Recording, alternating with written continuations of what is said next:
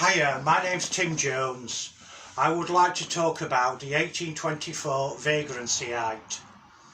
As you probably, your perceptions, not escape you about the amount of homeless in towns and cities.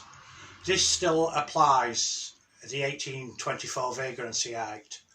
It actually came from the Napoleonic Wars.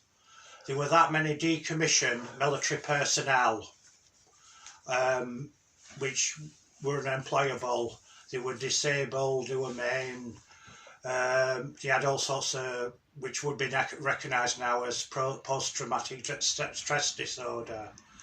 But at the time it was not recognised. So they became homeless, they were begging on the streets. Anyway, through an act through Parliament in 1824, they made it illegal for these injured personnel to actually beg on the streets and obtain money.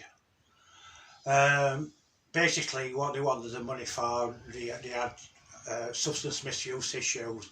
And you can also now draw parallels with recent conflicts and military personnel what have been decommissioned, what are now on the streets.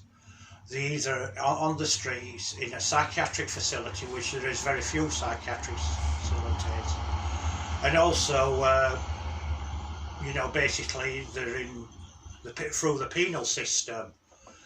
We need to show more empathy towards these people. And now what you've found, since this is a direct link between the Care in the Community Act 1983, the amount of people that are homeless with mental health issues, substance misuse, these individuals have complex needs and it needs to be addressing. We need to invest more in the mental health system. We need rehabilitation units. We need more psychiatric units. If somebody actually is detained and they go through the penal system and it's not recognised they've got a mental health disorder when clearly they have, they can actually committed to prison and they do not have any tariff. Normally, if you've committed murder, manslaughter or any crime, you have a tariff within the penal system.